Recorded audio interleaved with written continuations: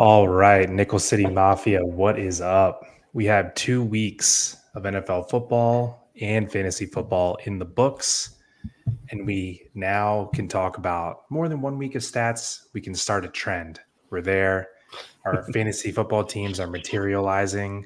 We're in full-blown panic mode, but we're going to figure it out tonight. Jeremy, how you doing, man? I'm good. We had another exciting weekend of football. It was great. My team won, so I'm pretty happy. Your team, sorry, that was a tough one there. Uh, but no, I'm pumped. We're still seeing some bad fantasy points from a certain area and some good fantasy points from others. So there's a lot to talk about. Yeah, it's been a little bit of a weird year so far, in my opinion. I don't know the stats on this, but to me, games are very low scoring so far. Not a whole lot of fantasy points to go around. So if you are getting spike weeks from any certain players, they're really sticking out and probably, winning you the week. So I'm sure all that'll change. I think typically defenses usually dominate early in the year. But that's something that we're going to navigate here on the show. So thanks for you guys that are tuning in. The way we usually do this is pick 4, 5, 6 games to go over that are relevant to fantasy football and to us, and break down those games. And as always, if you guys have questions about trades, waivers, strategy, rest of season, just drop those into the chat and we will pretty much stop what we're doing and get to your questions. So keep the questions coming, and hope to help you guys win week 3. That's the goal here. But let's get right to it. The first game we're going to go over is the Bills getting to 2-0 in the year. I've heard some people say the Bills are actually the team to beat in the AFC. I'm not sure I can get all the way there, but they kind of went from I'm not going to say middle of the pack, but they went from a top 6 to 8 AFC team to top 3 pretty quickly, don't you think? Yeah, for sure. And they're getting it done with James Cook this game. It was crazy, all the James Cook touchdowns. It wasn't great for fantasy because, like you said, it was kind of a boomer bust on that side of the ball. We just had James Cook go off and the rest of the team a little quiet. I did like what we saw from Kincaid. We saw some more targets. We saw some more catches. He was better than last week. So I'm hopeful that's a trend and we keep seeing that going forward. And then we got a real quiet Keon Coleman, which I was expecting him to have a better game this game. And instead we saw Khalil Shakir get a lot of targets and receptions. Somebody, keep an eye on. He's probably worth starting at this point every week, potentially if you need him there. And then Ray Davis kind of got a little bit of run in there behind James Cook, which is interesting to see. Yeah, I guess my immediate takeaway from the Bills side is if I told you that Josh Allen was going to have 2 rushing yards and Josh Allen was going to throw for 139 yards, you would say the Dolphins won 31-10, not vice versa. So the story of this game was turnovers, and Tua did quite a few of those before, unfortunately, he had another what looks to be serious head injury, and he was just placed on the IR either today or yesterday. Timely question here by Go Bills podcast. Thanks for the question. What did Tua fantasy owners do now that he is on IR? Well, it really depends, right? It depends on your league size and your format, right? So if you're in a 1 QB league, I think we can talk about several options that you should have to backfill Tua. If you're in a super flex league, your options are probably a little bit more slim. But Jeremy, why don't you take this one? In a 1 QB league, what's kind of your targets to backfill Tua? Yeah, hopefully you have an IR slot, so you could just pop him in your IR slot in your league and let him sit until we figure out more what's going to happen with Tua and what his future looks like this season and going forward. But a quick fix, I actually have him on like my waivers list today to go over later, is Derek Carr. The New Orleans seems legit. We're going to go over the game a bit later, but they seem like the offense is there. They look great. Carr is a top quarterback this year, so I think he's one that QB2 on the year. Yeah, and he's one that like should be. He might even be on waiver wire in some superflex leagues. If it's like a smaller superflex league, I've seen him out there. So I think he's like the number one grab. And then if not, you know, at this point, you're grabbing any starting quarterback you can just to throw somebody in there. Um, I don't know. There's probably too many other great options, you know. Yeah, it's Um, probably if it's a super flex league, you're probably looking at Andy Dalton yeah, or Skylar Thompson. Um, I'd probably go Andy Dalton there. I just think um, that the Carolina offense can be better than it is. mhm. And a lot of people are like, you know, just this week, kind of within, it was a surprise announcement, Andy Dalton getting the start. And people are very positive about Deontay Johnson bouncing back, what they saw from Xavier Legette with the terrible Bryce Young in there.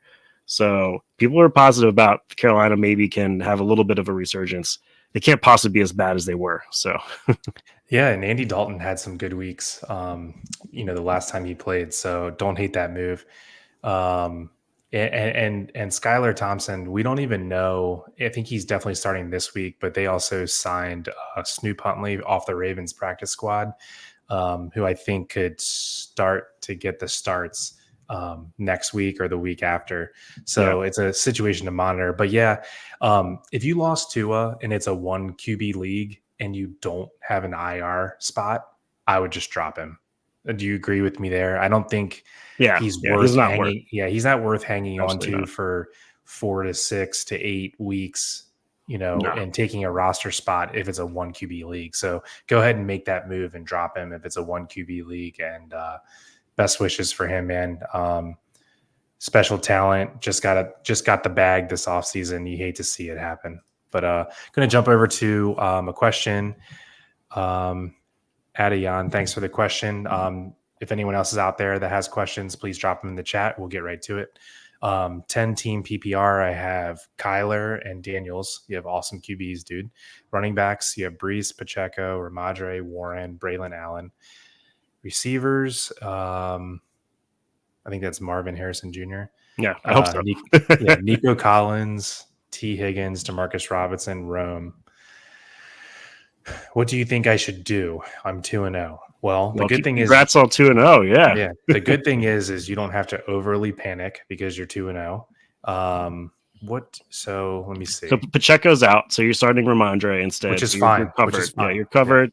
That's great, and you can hold Pacheco. Hopefully, you have an IR spot you can throw Pacheco in because they're saying I think anywhere from Six 6 to to eight. maybe 8. Yeah, on Mm-hmm. the broken is it fibula there? Yeah. Oof, Mm-hmm.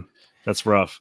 But I would say you could maybe try to work on a trade for a wide receiver there.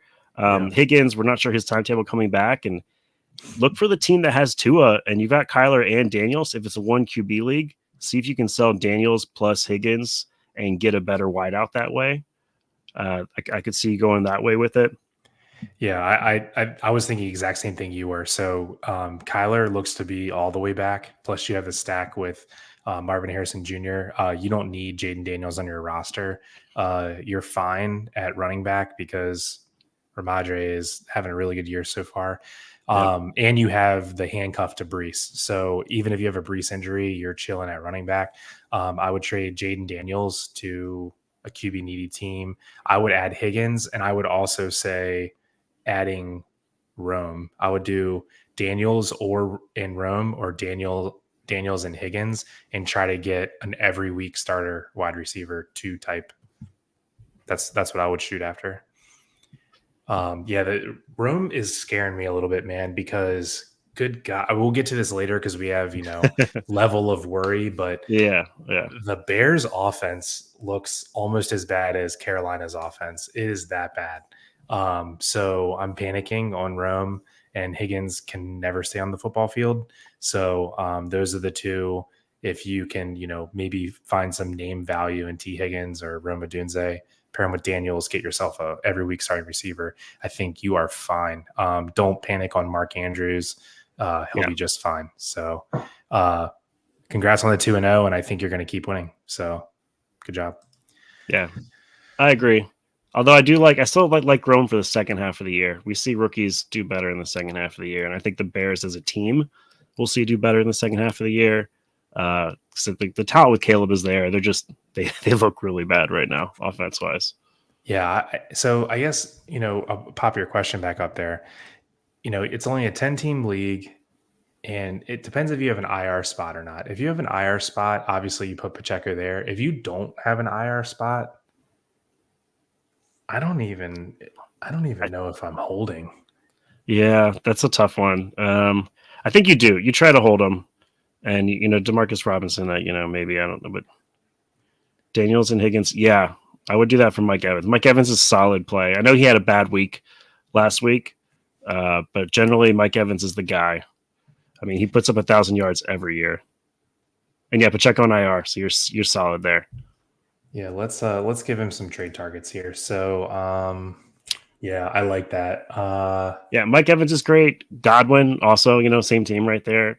I think they're both great. Great guys to shoot for. Um, Zay Flowers. DK Metcalf. Yeah. Basically Yeah, they're all kind of anyone in that range. Yeah, anyone in even this, even would you take Tank Dell for that? I feel like I would take Tank Dell. nah, And I he's don't one. He hasn't had a great start, so oh, he put Pacheco on IR. Good. yeah. I'm gonna try to do, let me see. Higgins and Robinson for Mixon. Yeah, I if you have mean, a flex, then that works. Mixon. I haven't seen a timetable for him yet. Have you? well, He's yeah, out, but he came in and kind of finished the game, but then left again. I yeah, think he's probably going to be questionable for this week. I don't know, man. I think you're fine with Brees and Ramadre. I would shoot for wide receiver 3 help just yeah, because Higgins, it is a you two never flex. know when Yeah. he's going to get healthy, and then Rome, I don't think he's startable right now. Yeah, just wide receivers are generally a better bet to stay healthy and put up more points. And Mixon, yeah, it's just a question mark there. From what I've read, it seemed like he's not starting this week. People are thinking Damian Pierce gets to start with Cam Akers right behind him. But I haven't heard definite yet on Yeah. that one. Anyway, thanks for the question, man. Please like and subscribe to the channel, and hope we help you out. And drop back in next week and tell us how you did on your trade, or try to work one. We love if you work it real time because sometimes we get trades done right on the channel. That's true. So It that's happens. fun Yeah. stuff. Yeah. Cool. So Well, yeah. yeah, I go was gonna ahead. say for the Bills, we didn't talk about Josh Allen yet. Not a great Josh Allen game. Fantasy owners are pretty disappointed, unfortunately. But it's one of those things that happens once in a while. You shouldn't be worried at all about Josh Allen. The man's awesome when it comes to fantasy football. He'll bounce right back. So not too worried about that. Kean Coleman, a tiny bit worried, but like I say, he's a rookie. He'll come into it, and there's not too many other places to throw the ball. So when can I victory lap my Khalil Khalil Shakir greater Shakir. than Keon Coleman and Curtis Samuel? Can I do that yet? At the end of the season, no way, no way, All no right. way. Well, We'll I'm see. I'm I'm pretty happy about it thus far.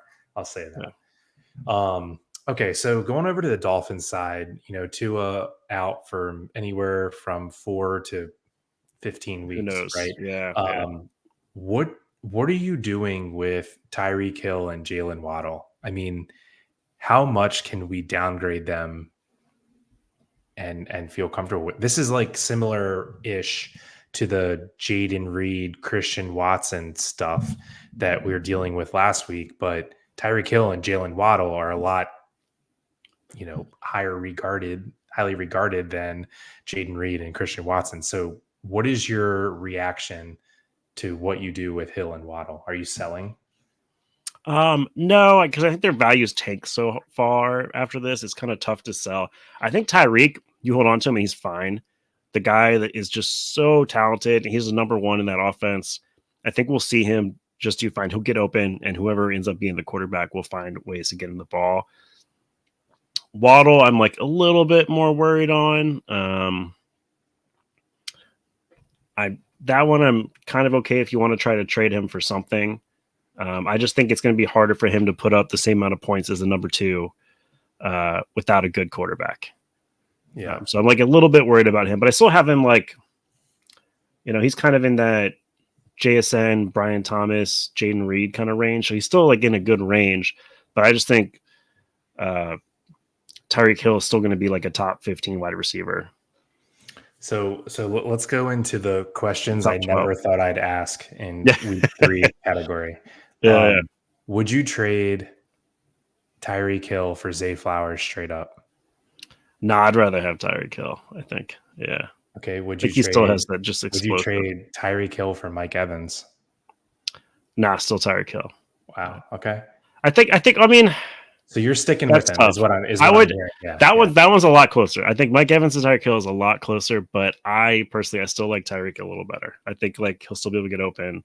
We'll see. Maybe that offense just goes to crap, but I think he'll still be good.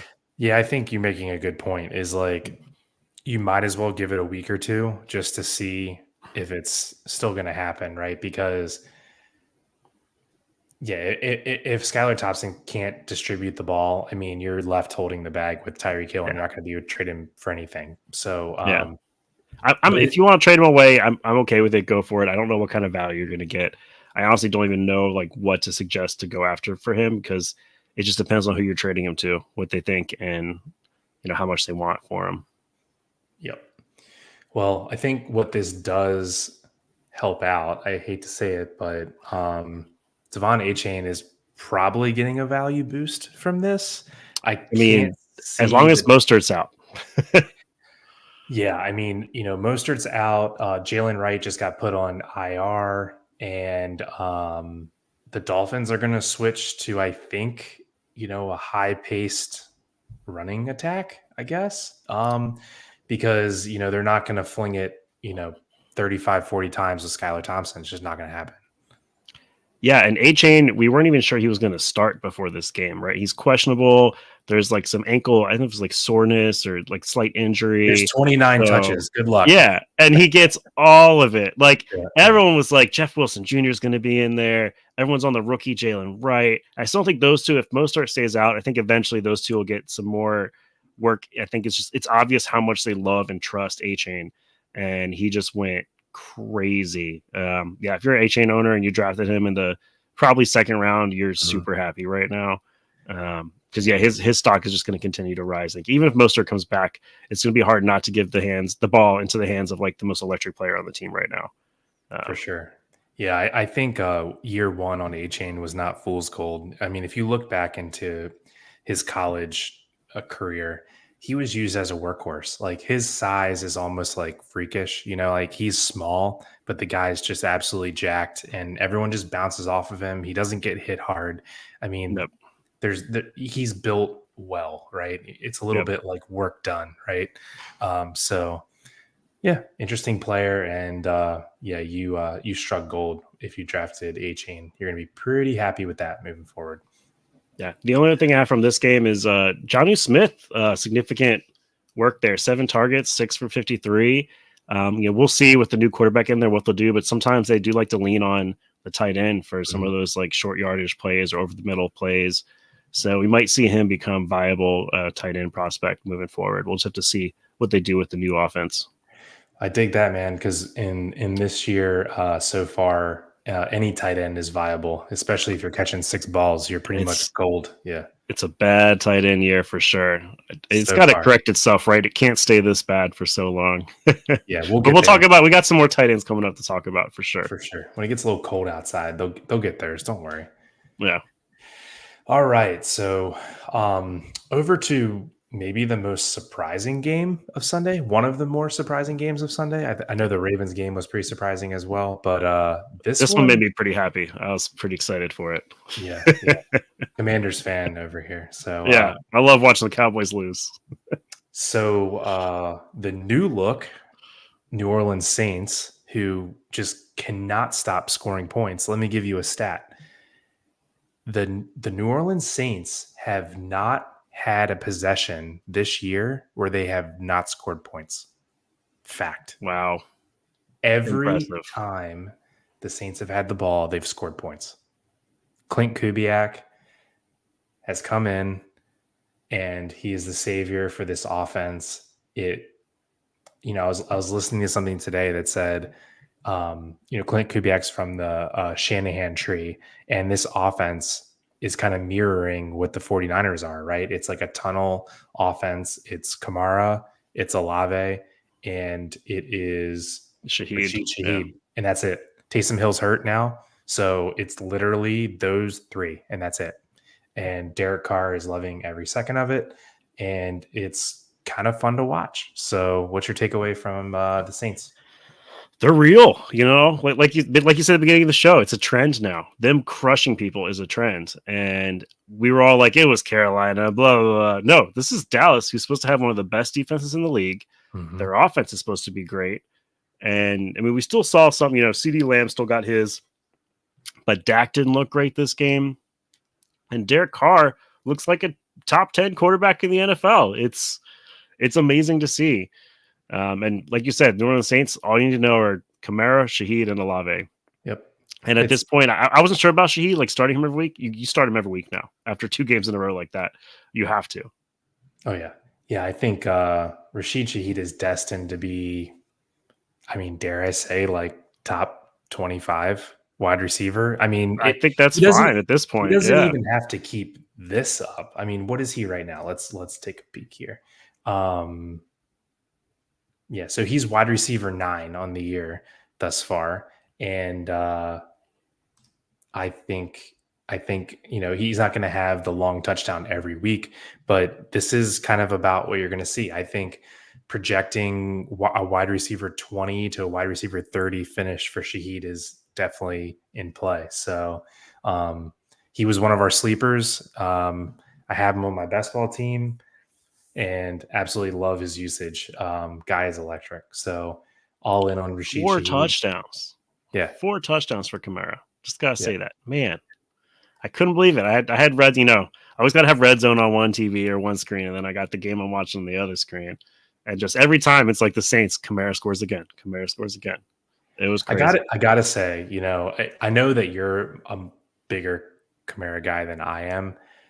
I was surprised. I'm surprised by this start that he's having because last year I thought Kamara was washed, and I feel like he was a little bit like He was still great last year. I don't know. I mean, he was getting a lot of usage in the pass game. I mean, it wasn't super efficient. I mean, this is efficient. This is explosive. This is all of the above. I feel like he looks better this year than he did at any point last year. So That's true. The whole team looks better. yeah, exactly.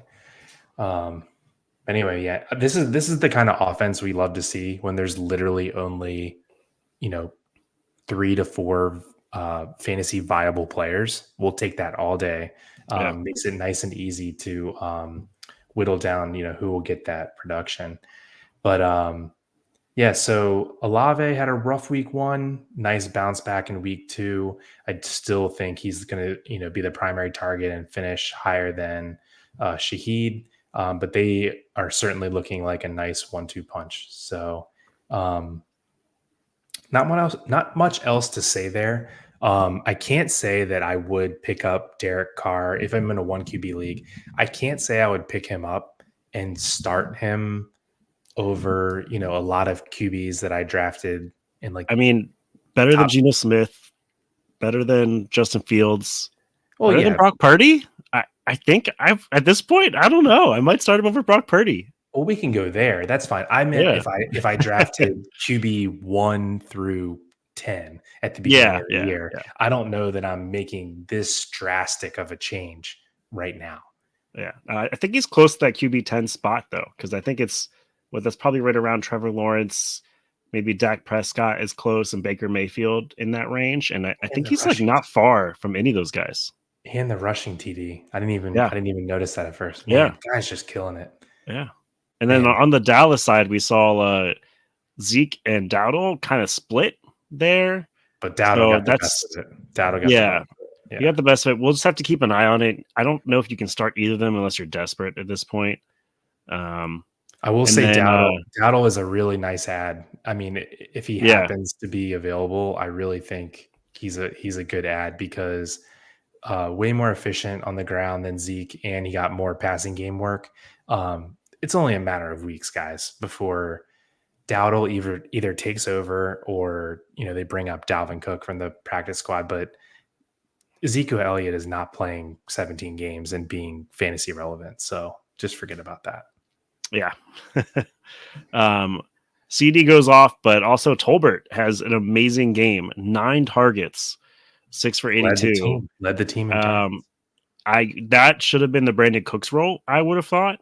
But if Tolbert's taking this over, and looks like he did, he ran, I think, almost all the routes.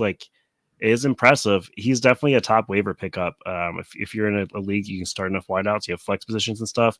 He's definitely worth grabbing because he's probably there. And then Schoonmaker, who I think we called out last week as like a potential replacement because Ferguson being out. I still haven't heard anything about a Ferguson timeline, so I don't know how long he's good for. But like we've been saying, the tight end landscape is a little crazy right now. So if they have a good tight end matchup, he is maybe worth a grab because he got most of the tight end work. I don't think the Ferguson injury is too severe. I know he was No. out on the field, playing catch before the game. So to me, it doesn't feel like a, multi-week injury, but we'll see. I wonder if the Tolbert production is due to Ferguson being out, because I think Tolbert is kind of like that big slot, type of receiver, and Cooks is the outside, go ball type of receiver. So maybe a little bit of that came from Ferguson being out, but I love Tolbert, man. I roster him in 3 or 4 different dynasty leagues, so I was pumped to see this. I'd given up on him. We got a nice question here that is definitely a me question because it's something I would do. just wait for it. I like this. So Sarwar, this is a great one. Should I trade Rachaad White and Stephon Diggs for Jamar Chase? Bro. In terms of value, Chase is the option, but is it panic mode? Will he turn it up week to week? So, Bro. Will he turn it up? The answer is next week he gets to play my Washington Commanders. And y'all saw what Malik Neighbors did, right? Well, Jamar Chase is better than Malik Neighbors. They came from the same school. They're the same type. Jamar Chase is going to blow up Washington's terrible secondary next week. I'm going to be sad to watch it and also excited because I'm a huge Jamar Chase fan. No, I love that trade. I'm low on Diggs. We talked about last week. Diggs is getting really so high, yeah. He's getting really kind of low target ranges. Like he's getting these kind of short passes. And in order to get the points you need out of that, he's got to be just getting targeted all the time. And you have 3 big targets there. So it's going to be tough for that to happen. And Rachaad White, I actually liked Rachaad White, but we're seeing Bucky Irving look pretty good. And Rachaad White is not doing as well with his carries as he should. He's just not as efficient as he could be, and Bucky Irving is. So I'm wondering if halfway through the year we see that kind of switch. It's a good time to get out on both those guys and get Jamar Chase, especially if you don't need Rachaad White as your running back. I would like to comment, Sawar, how jealous I am that you got this trade. Hopefully this is a trade offer you received and not one you're thinking about sending out. I think the 2 of the 5 biggest sells in fantasy football right now are Rachaad White and Stephon Diggs.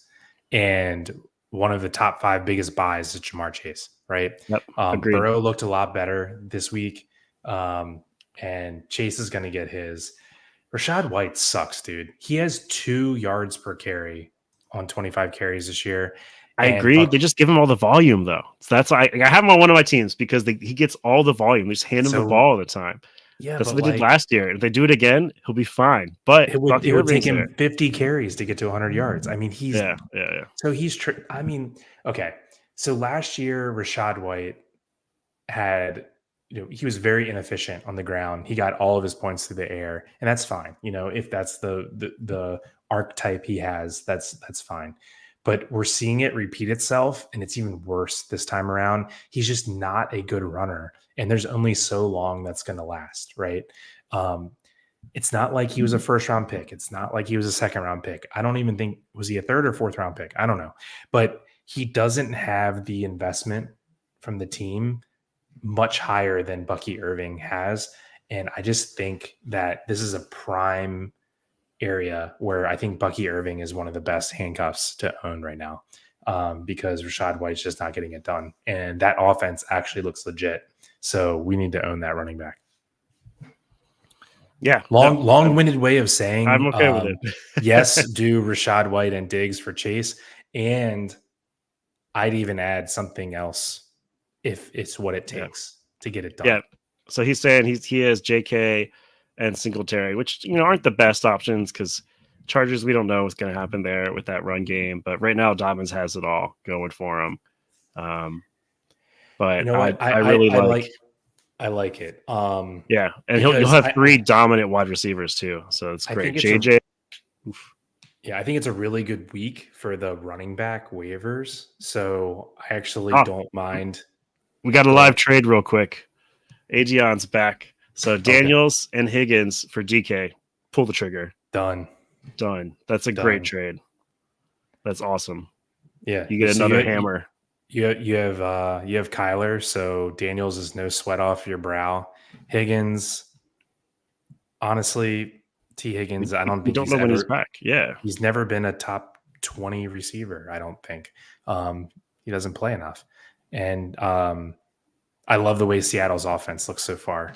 And the way this week they absolutely fed the ball to DK and JSN.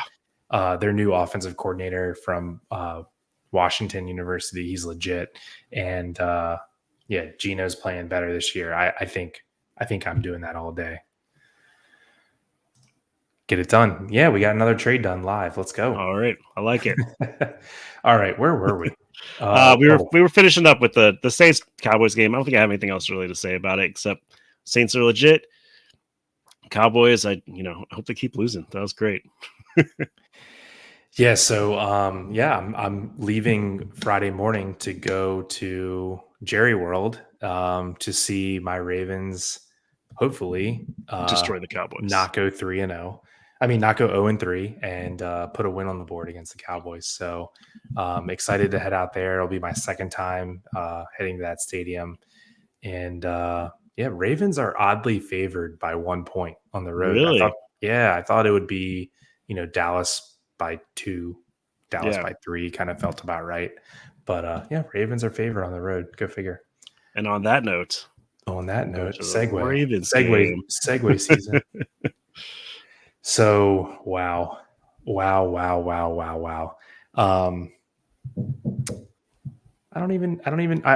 been thinking about this and listening to so many recaps and podcasts about this game.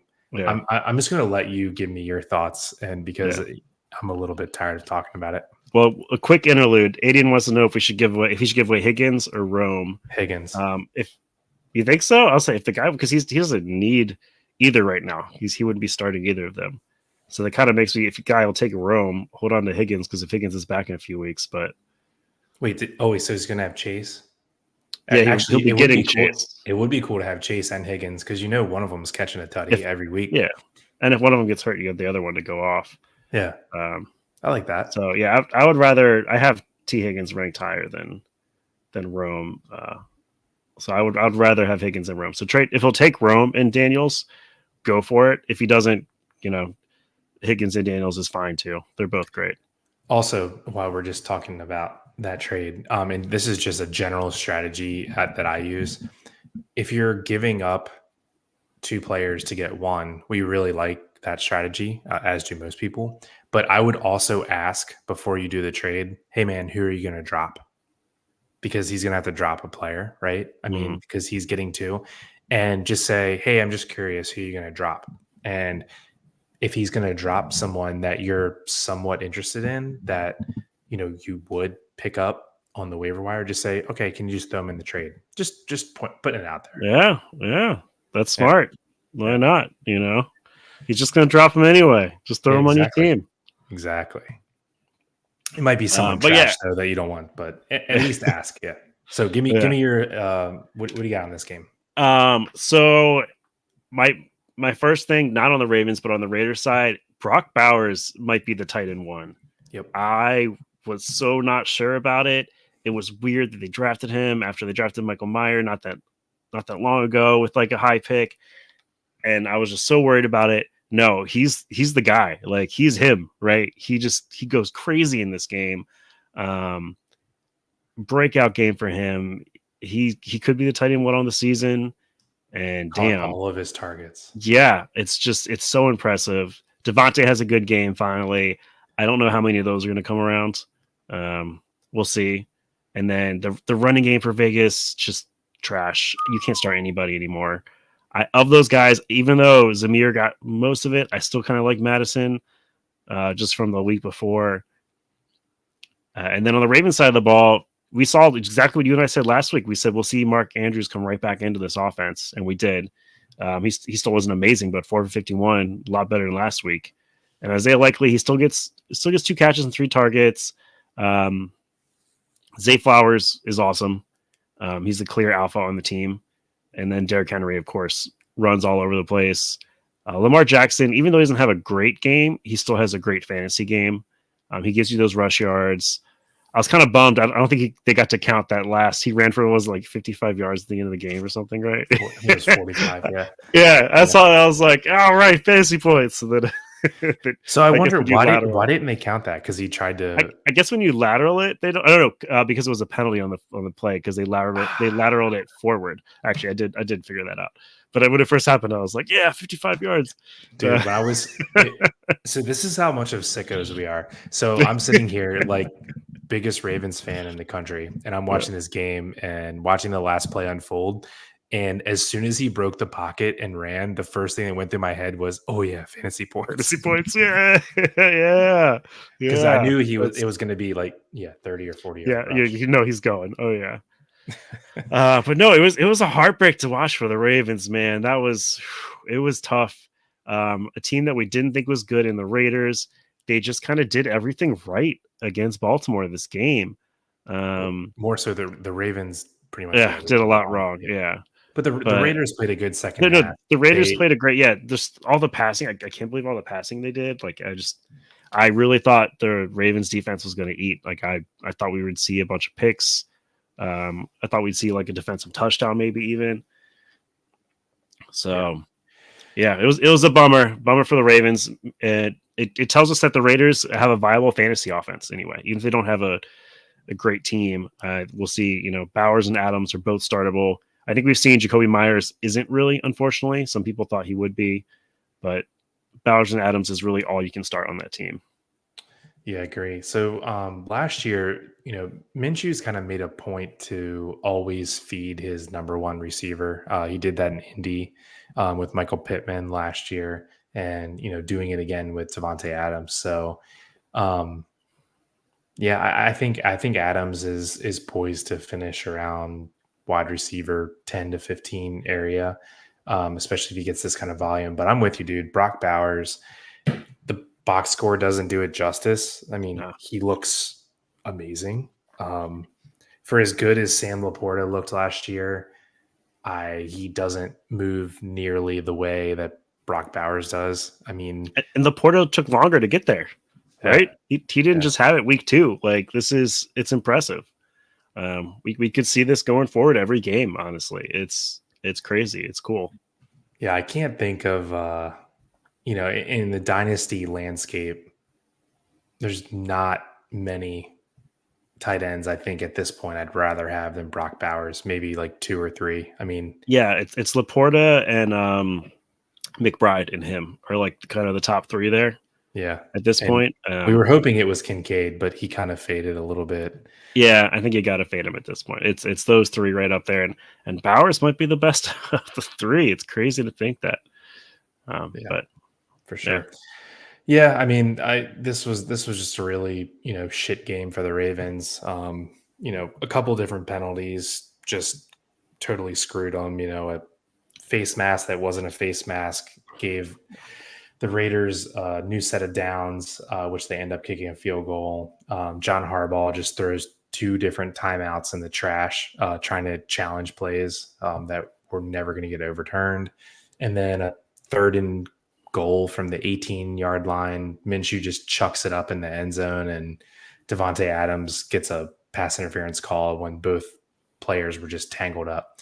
So I don't know. There was like 3 different plays where all the Ravens had to do was just make a play, and the game was over, and they didn't convert any of the 3 plays. So that's why you lose. But it's tough. We don't expect them to start 0-2, and they have some tough games up ahead. Dallas isn't going to be easy. I mean, maybe they will. Who knows? Just follow the Saints game script. But and I think it's got Cincy and I forget the third one. The Bills. Yeah, I mean, that's 3 tough games. Dallas, Bills. They've got to win 2 of those 3, and they're back in it. So I'll say this, Mike and whoever from the Nickel City Mafia channel. Next week, Ravens Bengals. We got to do some shows. I'm just saying throughout the week. Ravens Bills, yeah. Oh yeah, sorry, Ravens Bills. Different. Yeah, no, Bengals is the next. Yeah, I think the next week after. Yeah. Yeah, so we need some Ravens Bills shows. Let's get her done. That'll be fun. Yeah, nothing really else to take away from this from the fantasy landscape. Other than just no panic at all from Lamar. I just think he's going to have a really No. great year. He looks really good. Um, if he looks really good, and the Ravens might have the worst offensive line in the NFL. Like it is that bad. It is bad. Like really, really, really, really bad. And he's still finding a way to get this done, like running for his life. Okay. On to the battle of who's worse. Yeah. And it wasn't my team, barely. It was close, though. I will admit, I did not watch this game. I went back afterwards and I watched the highlights. I didn't realize until, Monday that the Commanders had 21 points. I was like, oh, nice. Who scored the 3 touchdowns? There wasn't 3 touchdowns. 7 field goals gets it done from the Commanders. The new kicker against the worst. Brand new kicker. Put him to work. Put him to work. So tell me give me all the reasons why you're so proud of your Commanders here. Golden leg over there. Yeah, it was very frustrating to see them not score a touchdown, but we knew the offense was going to be terrible, and we knew the secondary was going to be terrible too. The highlight is Brian Robinson running all over the place. He did a really good job. Jaden Daniels, I think, did good in certain areas. It was very clear that they told him not to run as much because he didn't. I was kind of banking on him running more. I thought he'd get a running touchdown, so it was a bad fantasy week for Jaden Daniels.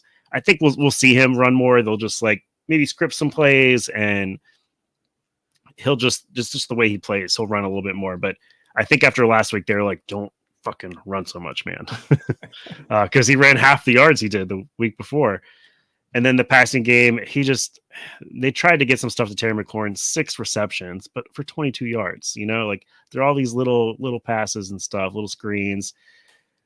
And I was happy to see Jaden throwing the ball more. When he did, he seemed more accurate, but they're not throwing anything long really yet. I think his longest pass was Noah Brown, 34 yards. And I was happy to see that. And Noah Brown didn't even realize he was on the team from Houston. We picked him up. But on the other side of the ball, it was extremely exciting, even watching him destroy my team, to see Malik Neighbors go crazy. As I said last week, he would. The guy is a legit talent. He's right up there in the top 5 wide receivers after this, I think. He's got horrible Daniel Jones throwing him the ball, and he's still getting it done. And he had a just horrible drop to end the game. And it was a pass he probably would have caught 99 times out of 100. And I felt bad for him, even though I was rooting for the other team. But he also carried the entire team on his back that whole game. I mean, Devin Singletary does pretty well here, but Malik Neighbors was the one moving the chains a lot. And the Giants had some difficulty there. So the reason they had to go for it on 4th down was their kicker gets hurt in this. So they had to, that caused them some issues. And I guess their backup, they don't trust to kick a field goal. So, or even an extra point and stuff. So that caused them some issues there. Not like the prettiest game to watch, but like I said, there were some highlights with Jaden Daniels. We got to see Malik Neighbors go crazy. I think we're going to see that happen more often as they keep funneling him the ball. I don't know. What do you think with the highlights? Yeah, I think my biggest fantasy takeaway from this game is that if Daniel Jones can throw 2 touchdowns, no interceptions, and add 30 more yards on the ground against the Commanders, we need to start all the receivers and all the quarterbacks against the Commanders. That's my main takeaway. That's right. Yeah. So whoever the top receiver is going against the Commanders, which is Jamar Chase next week. So we'll see Burrow and Jamar Chase get a bounce back. Easy game next week, Monday Night Football. Is there a better there? So what you're saying is there's no better buy low right now in the NFL than Jamar Chase. He's coming off 2 bad games, and he has the Commanders next week. If he doesn't do it against the Commanders next week, with T. Higgins most likely still out, then I will be officially worried about Jamar Chase, because that this is just easy mode. Yeah. So, another takeaway is Jaden Daniels taking a lot of sacks this year. So I think Commanders are a good team to target playing defenses against. Yes. Even though he's not sloppy with the ball in terms of throwing interceptions, but taking a lot of sacks is good for other defenses. Another thing, we talked about it last week. I just don't quite understand why we're not getting a downfield passing offense from Terry McLaurin and De'Ami Brown. Um, Both have wheels for days, and you would think that they would want to, open up the field a little bit. No love for Ben Sinnott at all. Yeah, 2 games in a row, nothing for him. But Nothing. he's a rookie; So it's not uncommon. But they have Ertz, the veteran, in there. They don't need him, so it's not uncommon at all. I know it's just I Oh, just don't. this is an easy question. So Yeah. sorry, keep going. I was just gonna say I was expecting with Jaden Daniels' known touch on his deep ball. That's kind of like his bread and butter for them to really try to open up the field and get the downfield passing working. But guess they have other ideas. I think they're just And not confident with the deep threat, is what I'm thinking. I no Luke McCaffrey either. Did he not play? yeah. No, I think he played. I just think he didn't get targeted. I didn't see anything about him not playing. Yeah. Okay, hello there. Half PPR league. Who would you add in waiver priorities? Zamir White or Quentin Johnston? This easy one for me. I think it's QJ here. I was not his biggest fan, but we've seen it 2 games in a row, and this last game was a big one.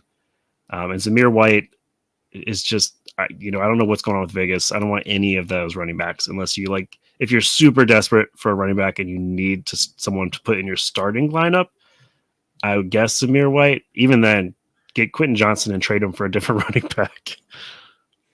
Yeah, I mean, I don't own any Zamir White on any redraft, best ball, dynasty, nothing. I have 0 shares of Zamir White. Just not a believer in the player or the offense on the ground. So Yeah, yeah, same here. Quentin Johnston, man. I mean, he is, I believe, he's top 20 in the NFL in target share and air yards from a team that predominantly runs the ball. I really like to see that. So He could be the number 1 there. We thought it was going to be Lad McConkey. He still could be. It could come back. But right now it's looking like Quentin Johnston, and he's my top waiver priority in one of my leagues this week. I've got him as the number 1 pick.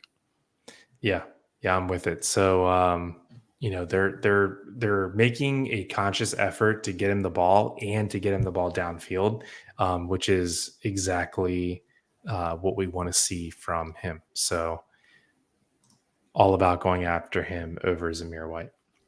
Well, cheers. Thanks, Eternal, man. Make sure you like and subscribe, and hit us up next week when we're here. If you have any more questions or if you have any more tonight, let us know. Yes, sir. Okay, so only other takeaway I have from this game is Wan'Dale Robinson, didn't really get the volume because it was just Malik Neighbors' show.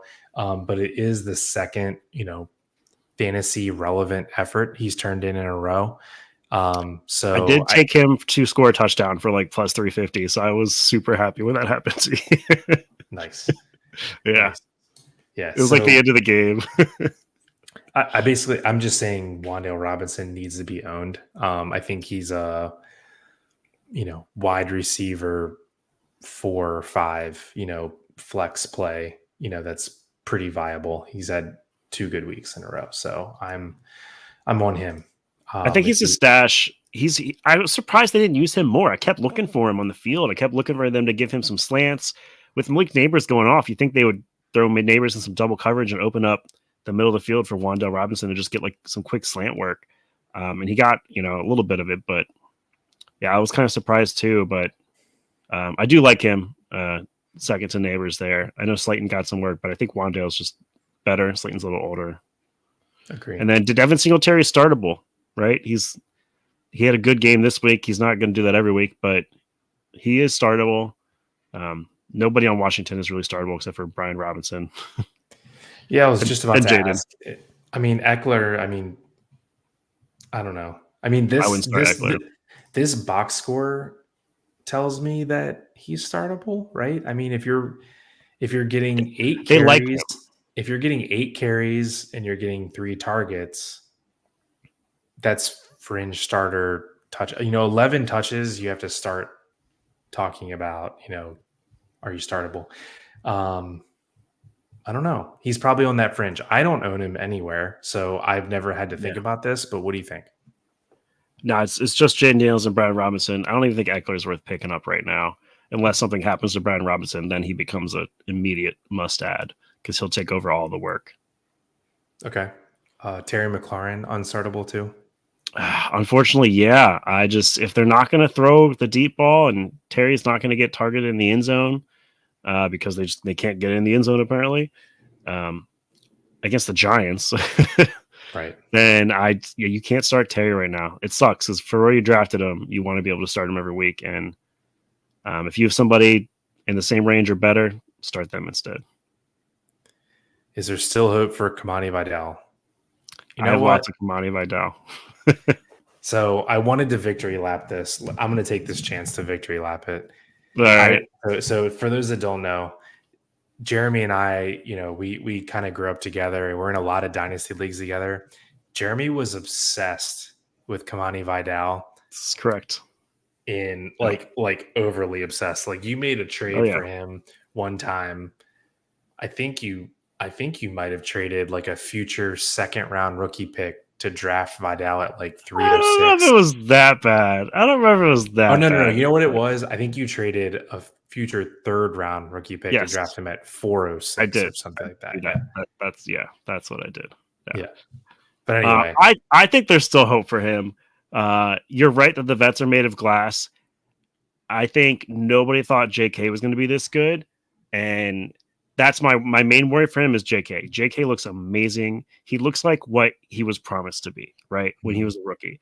This is what we all thought he was going to be when he's a rookie, and he's showing that full potential.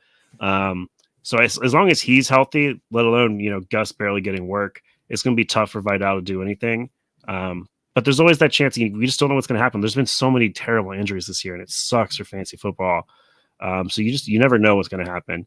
If something happens to him, then it becomes Gus, and I don't know if they give Gus a full workload. And the other thing too is, I think I say this every show, but like rookies, really the second half of the season is usually where we see them do better and when we see things happen for them. But that being said, if you're in a redraft league with Kamani Vidal and you need to pick somebody else off the waiver wire, do it, because he's not going to do anything for you for a while, probably. There are a lot of better options out there. We talked about Bucky Irving last week. This week, we've got either of the Kansas City running backs. You take them over Vidal right now with Pacheco out for a while, Carson Steele, and Samaje Perine. Yeah. We check out some charges. See, yeah, he didn't get anything. He might even been inactive. I think he was inactive week 1. He might have been inactive. If Hassan Haskins is dressing, I'm pretty sure he was inactive. He's probably inactive. Yeah. Yeah, man, this is a tough one. So it was a player I was totally off of. I have 0 shares of Vidal just because I was a big J.K. Dobbins believer. When the guy's healthy, he's absolutely electric. Health is just a problem. And Gus Edwards is on the wrong side of 28 years old. So yeah. Is he the worst stash ever? No. I can almost promise you there's better people on your waiver wire I'd rather stash. For redraft, not worth having on your bench. Yeah, no. He's not a redraft hold. Dynasty, I would be a little bit more patient. Yeah. I don't even have to. This one? Yeah. Oh, should I trade Tyreek? I would trade Tyreek Hill maybe for Garrett Wilson straight up right now. Yeah, dude. You need to go do that. Like right meow. Yeah. Josh Jacobs, they have nobody else. So until Jordan Love is back, they're not really throwing the ball. So we both like Garrett Wilson more than Tyreek straight up. So Josh Jacobs also is looking really good. So that's a smash. Yes. Yeah. I'm not worried about Garrett Wilson yet. I think we'll see him come around and get some better points for us. Nick, thanks for the question, man. Yeah, Please like the video and subscribe to the channel. And we do this every week. Hope you can hang out for a little bit, ask us some questions, come back next week. We do this every Tuesday or Wednesday. I Trade like this one. JT, Mason, and Shaheed for ETN and Wilson.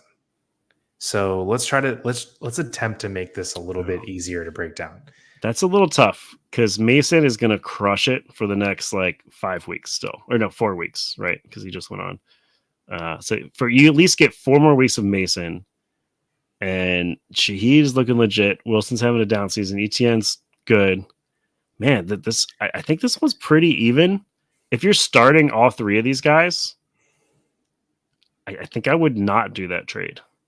If you only starting two, then you're solid. Then you get him for the rest of the season, right? Because Mason's going to be gone after week So 6. let me He'll try get to some work. simplify. Okay. Do we think that JT and ETN are pretty much even? I think so. Yeah, because JT he's just getting too much work taken away from him. He had a But good week this week. I mean, I probably still like JT a little better than ETN. You know, I think the talent level is higher on JT. Yeah, you're Yeah, right. you know, yeah, you're looking at projected points. Yeah, that's Yeah, just so projected, but yeah, it's it's projected, but I mean he's significantly higher. I mean he's fourth versus 11th. So GT's okay. even if we say they're even, then you're going Mason and Shaheed for Wilson. So let's just say they're even. I think I think at first I was leaning on the Wilson side, but I think I'm back to the JT Mason side because if you're starting all three, Mason almost guarantees you wins for the next 4 games. He's that good right now. You got to look at his team a little bit here. I don't know that he can. He's got Stevenson there too, so that's why he's okay trading Mason away. Gotcha. So he can and he's got Puka. That sucks about Puka, man. Oh, that's rough. Well, shoot. Puka might be in for a He good could be second done half. for the season. We don't know. Could be I done don't for know, this. man. Oh, They've been saying some weird things about his injury where they keep saying it's longer than they think it's going to be. Last I heard was 8 weeks. I'm worried about him now. And then Cooper going down. Offense is rough. well, Man, as you can that's a see, tough trade there. We're really struggling with this one. Yeah.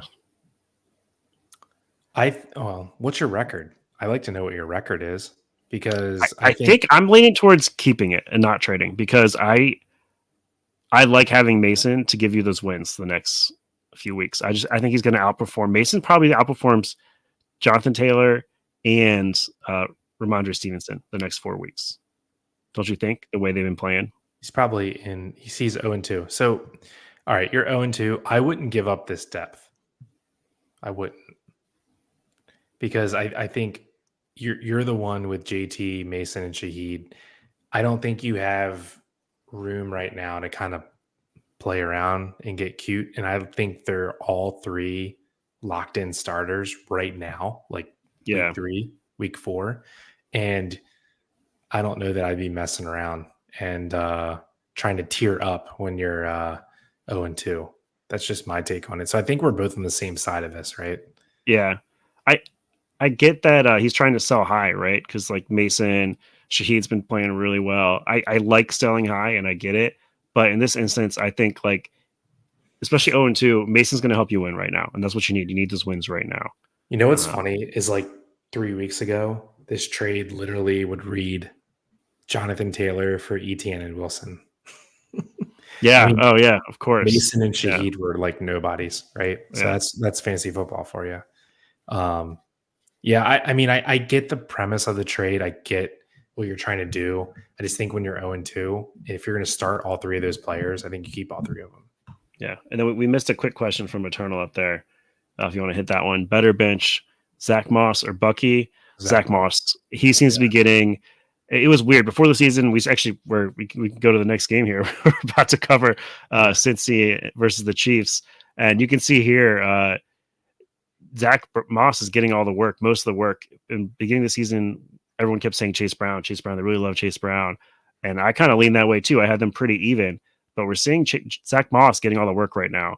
So I think he's startable. We're seeing him get receptions and stuff, and the Cincy offense just hasn't been great yet. But again, they'll have a really easy week this week, so we'll see which running back gets most of the carries against Washington. But it seems like Zach Moss is their guy, so he's got to be the top grab over Bucky. But I do like Bucky. Bucky's a good stash. But if you have to choose one, Zach Moss is the one. Yeah, with you. Moss is the choice over them, but I would probably try to keep Bucky too if you have someone else, a more fringe player that you could try to drop, because I like Bucky Irving a lot as a bench stash. Okay, so on to our last game that we're going to cover. Great game. Came down to the last play. Bengals dropped to 0-2 on the road against the Chiefs. Man, Chiefs they just get every call, and the NFL just loves them. It is wild. It is wild. It does seem that way a little bit. They have a talented team. I mean, you can't take that away from them too. No, They you're have a not very taking it away, talented but team. it's I will say they're getting frustrating to watch because everything just seems to go right for them. They're turning into the Patriots, right? With that think dynasty going. I think they're just about there. Yeah. But anyway, big takeaway from this game for me, Pacheco's injury, 6 to 8 weeks, broken fibula. The waiver wire talk of the week would be, Carson Steele. Samaje Perine as well. Yeah. I'm a big Carson Steele guy over I agree. Perine. So I'm not picking up Samaje Perine or playing him. Like, it's just worthless to me. I think he's worth the stash if you can't get Steele. Like, I just think you stash him because he's like a pass catching third down back. So on a top offense. There's also rumors of Kareem Hunt going to visit with them. He did sign today? Yeah. I missed that one. Okay. I'll say this morning I saw that. Yep. Okay.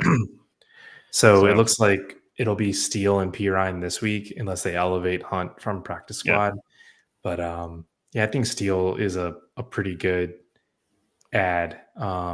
He's the top running back waiver wire ad, maybe the top overall waiver wire ad. They trusted him if you watch the game, they trusted him in like short down situations, which is a big deal. And even after he like had a fumbling issue, they threw him, they're still trusting him to get the carries and get the ball. So yeah, I think he's going to be the guy there. And just, I would I'm pretty aggressive in these situations with Jordan Mason. I spent 40 to 50 fab or more. I think I spent 73 like last week to get him in one league. So this one, I'm okay doing the same if you want to spend that much, because he's going to be starting for, we think, 6 to 8 weeks on maybe the best offense in the NFL. Yeah, my only rebuttal to that, and I do think he's a good ad. My only rebuttal to like pump the brakes a little bit is they did sign Kareem Hunt today, who knows the offense very well, and Clyde Edwards-Helaire is due back week 5, and he's on schedule to return. That's true. Plus, they have Samaje Perine. So a 4-person backfield mix, and Carson Steele is an undrafted free agent. I get it. That's kind of like Pacheco's archetype, and that's where he came from. But I just wouldn't go like Jordan Mason crazy because it's a little bit different situation. We know 49ers, their running backs always eat. Not always the case with the Chiefs. And Carson Steele doesn't have the, past couple years of history that Jordan Mason does, producing in the NFL. So I like the ad. I wouldn't blow your last dollar on it personally. Yeah, I could see that. I love spending all my fab early because I'd rather spend it early than have it all sitting around in my bank at the end of the year. Yeah, that's my philosophy there. No, you're right. You're better at that than I am. I'm usually like week 8 or week 9, and I have a decent amount left, and there's no one really worth adding. But every now and then there is like a player that pops up out of nowhere, mid-season. That's that can make a difference. For sure, but this game, the Bengals play really well, but don't get the W. Burrow has a little bit of a bounce back. Again, we talked about this earlier, but next week we'll see, I think, a huge bounce back for the Bengals going against Washington. Mike Gesicki with 9 targets for 791 in like a bad tight end landscape. He's a little bit of a bright spot. I think as long as T. Higgins is out, we could see this happen again. Jamar Chase barely gets involved this game. He gets a bunch of these like short over the middle passes. I was very much watching every single one as he's on a lot of my fantasy teams. I was like, just keep throwing to Jamar Chase. That was a little frustrating to watch. And then, of course, Yoshivas gets both touchdowns. His only 2 receptions. He has, I think, over the 2 game spans, it's like 4 targets in the end zone, which is more than any other player. It's crazy. It clearly makes him worth an ad because, again, as long as T is out, he seems to be somebody they trust. He's getting targets there. It was fun to see Jermaine Burton get a long catch. He's a guy I liked in the preseason. I don't think we'll see him really get too much usage until later in the season, though. But it's cool to see him go in there and get like a 47-yard bomb. That's something that they thought he could do, and he fell in the draft because of like personal issues and stuff, attitude problems. Right. Yeah, I also like to see Eric All get involved. I'm not a huge believer in Mike Gesicki. I feel like he's going to be a really popular ad this week. None of his ads will be for me. I just don't. For some reason, I just can't get down with the guy. I don't know what it is, but kind of been off him for a few years now. But in Dynasty landscape, Eric All is an interesting player to kind of try to make his way into be their franchise tight end that they'll have for years to come. Yoshivas, 2 catches, 2 touchdowns. He's a big body. We're not that surprised to see, that kind of red zone work, but I don't know. He's probably a little out over his skis so far. I'm trying to think. So is he your number 1 wide receiver pickup of the week, or is there? I think Quentin Johnson. Quentin Johnson. Okay. Yeah, he's getting too much work. If he's there, he might have got picked up last week, But I don't know. It's probably I might take Tolbert over Yoshivas still.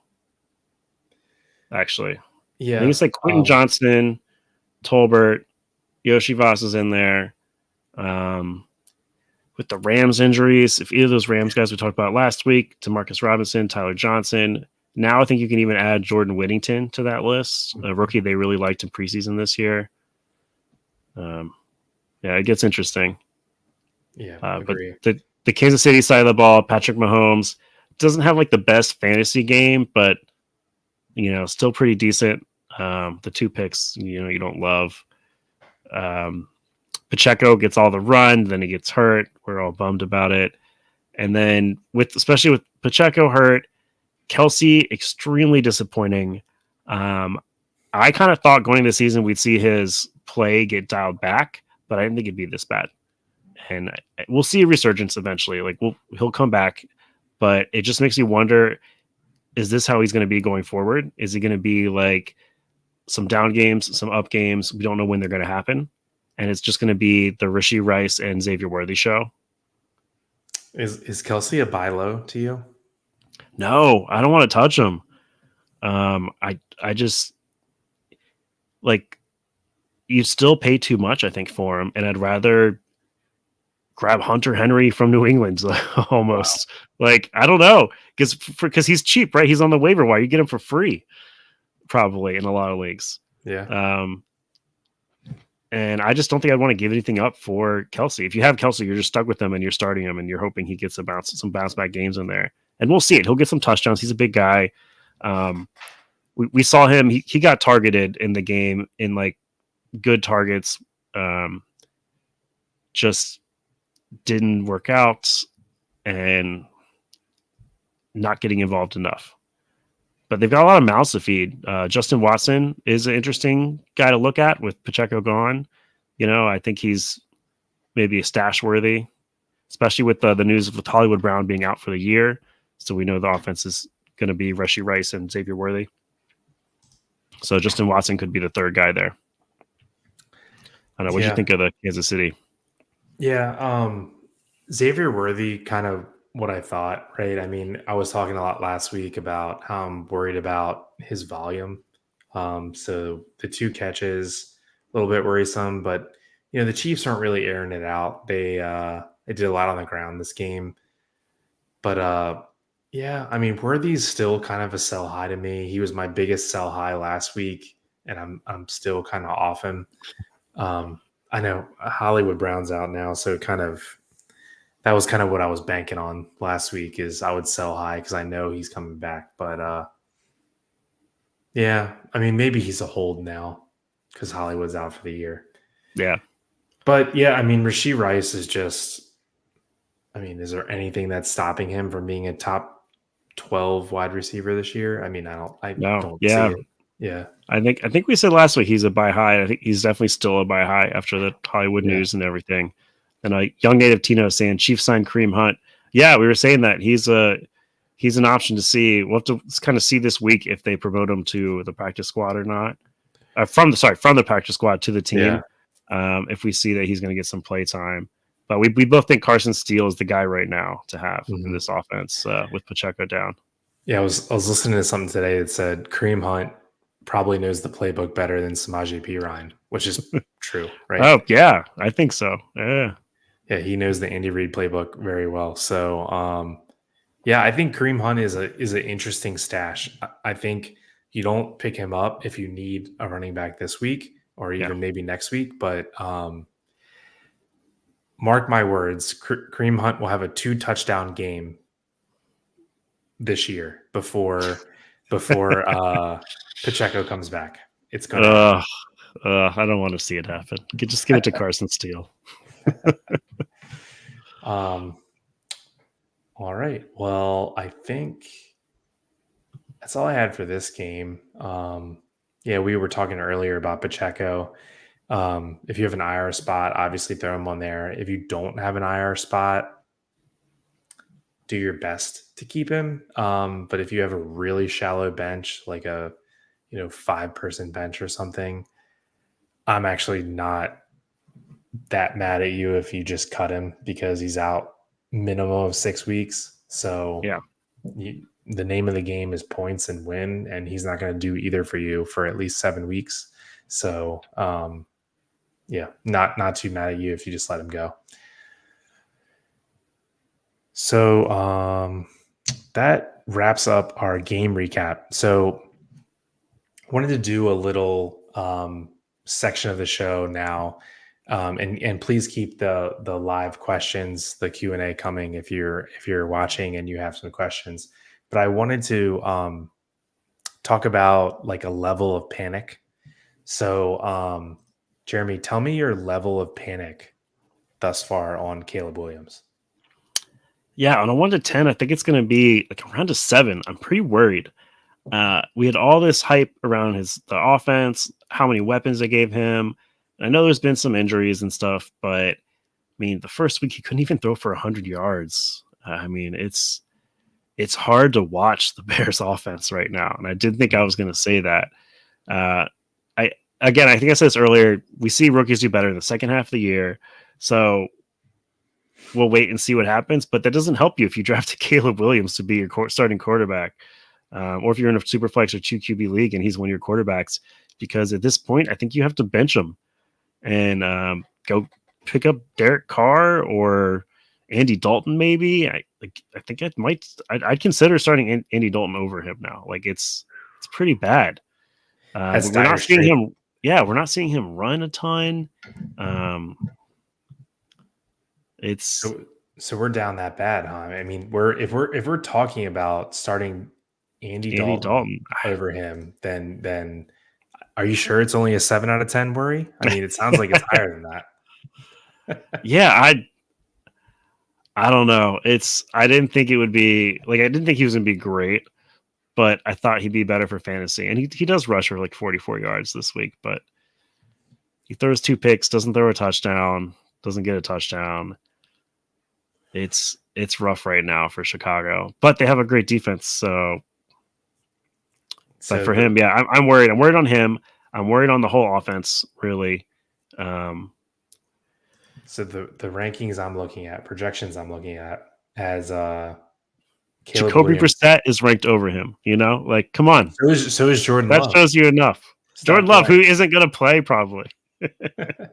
Levis, Uh, Matt they have they Stafford. probably they haven't updated. Bryce Young is right next to him, and Andy Dalton is better than Bryce Young. So Yeah. Anyway, the gist of the story is Caleb Williams. There's a lot of talk in the offseason about this is how you draft a quarterback. You give him all the weapons that he needs. You put him in a place to succeed, and it is not going well no. at all. So um, And I we're couldn't gonna tell you try what it to is. we're gonna try to be patient, but Yeah, um, I think what was Caleb Williams drafted in one QB leagues, like QB what, probably 9 just to outside I was going to 13? say 12. Yeah, I was going to say Okay. 12, 13, just outside the Okay. top So 10. quarterbacks you're starting comfortably, probably without even thinking about it, over Caleb Williams, Jared Goff, Trevor Lawrence, Yep. Joe Burrow, Oh yeah.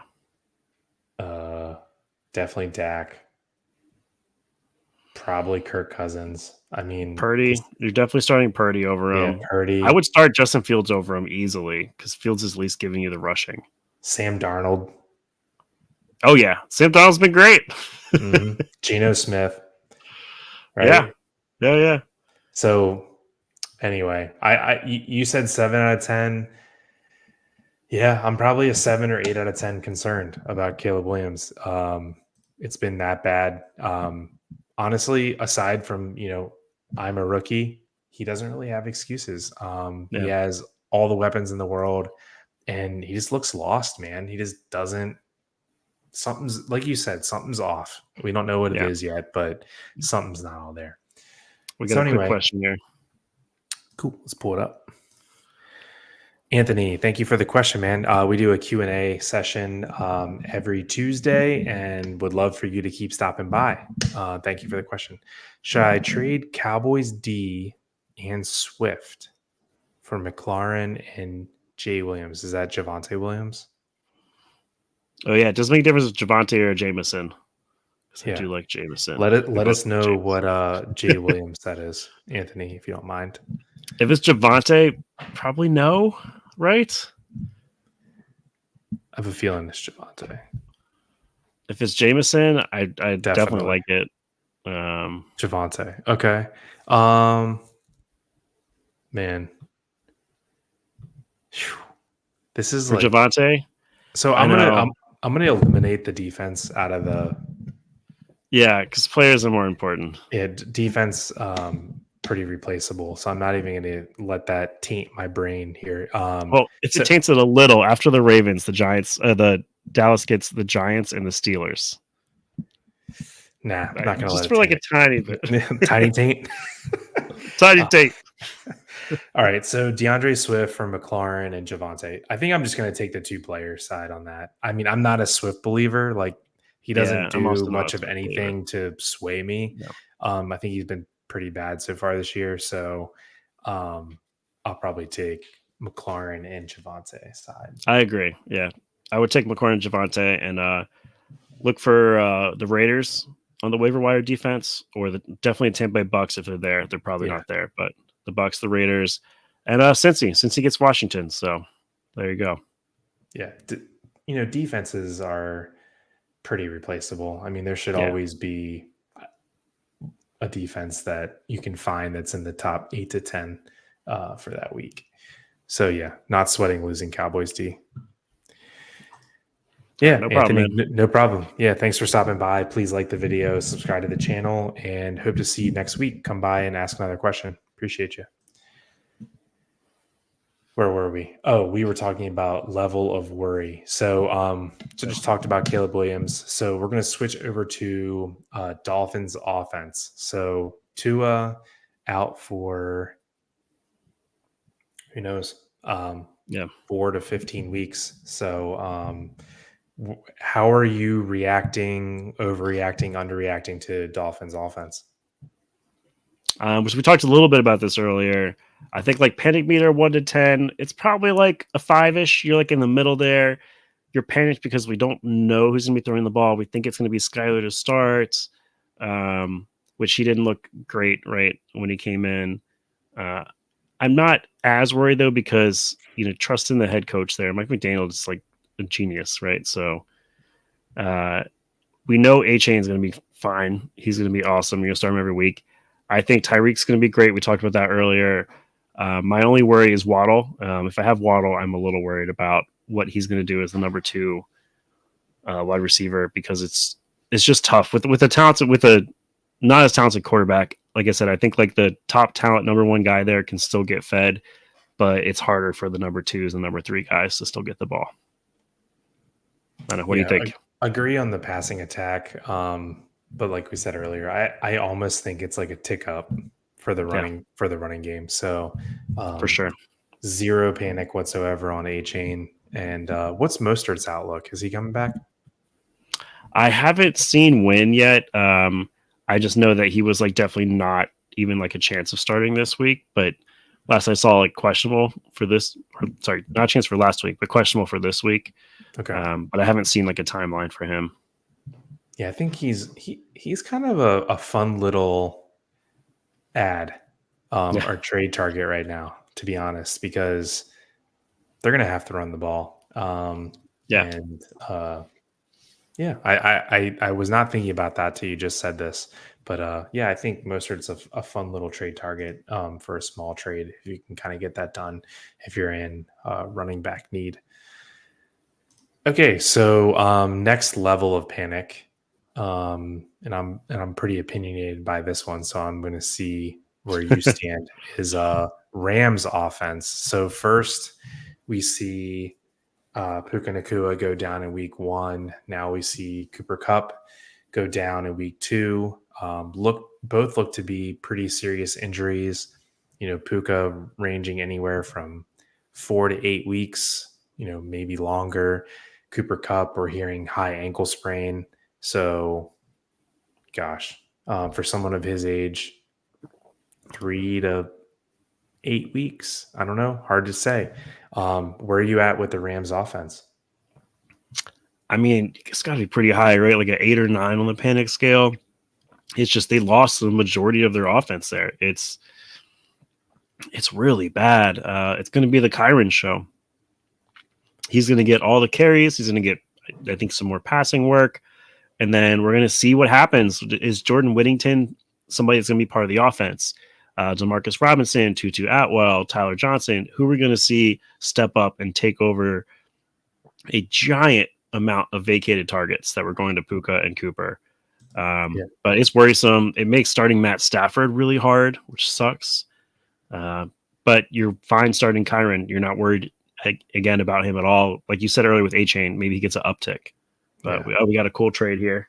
Yeah, so let's we'll pause real quick on the Rams offense and take this trade question. So I traded Stroud, Amari Cooper, and Tyler Johnson for Lamar, JSN, and Adam Thielen. Good or bad? So let's see. I think I like Lamar a little bit better than Stroud. I think I like JSN a little bit better than Cooper. And then the other two, I don't care. So I like the Lamar side. I like Thielen better than Johnson, but no, I think you did good. It's a good trade. It's funny because I would have said before the season, Amari Cooper way better than JSN, but Cleveland passing game just looks like trash. And I am panic meter 10 for Amari Cooper, man. I don't know what to do about that situation. I think I'm going to start on one more week and then give up.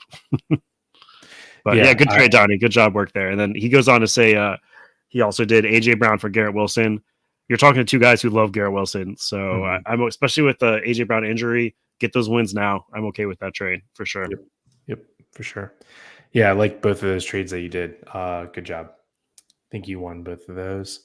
Yeah. Our man Edion's back. All right. If I said that right. Thanks for another question. So just traded Ramadre for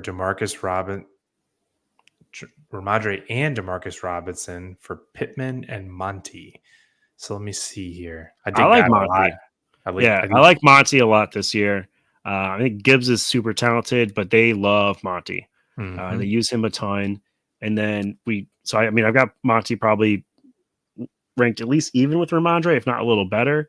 And then Pittman, just because the better offense. And Pittman, we definitely have higher than Demarcus Robinson. So that's a great trade for you, dude. It's selling high on Ramondre, and I like it. Yeah, I mean, Ramadre and David Montgomery, you can probably just say that's a wash, right? I mean, Ramadre's been a little bit better this year, but Monty is on a elite offense and he's going to get the work. We know that. So I would call that a wash. And you're taking Pittman all day over Yeah. Demarcus Robinson. It's not even close. So yeah, great trade. Go have a drink. And Cheers. then Donnie's got another one for us. So he traded Kyron for ETN. Don't trust the Rams. I Yep, don't hate it. I love I'm it. okay. I mean, I know you love ETN. Yeah. I like Kyron better this year. But Now that again, O line, he nailed it too. So, Donnie, thanks for the question or thanks for the comment. And we were just talking about level of panic with the Rams, and we were talking about skill position players, right? The two best wide receivers are out. Kyron's having a down year. Well, I think, and Stafford's just getting beat to shit. I think the reason for this is they went into the season with 3 injured offensive linemen, and since then they've had 1 or 2 more injuries. They're they're like taking people off the street already, and it's week 3. So this is not good.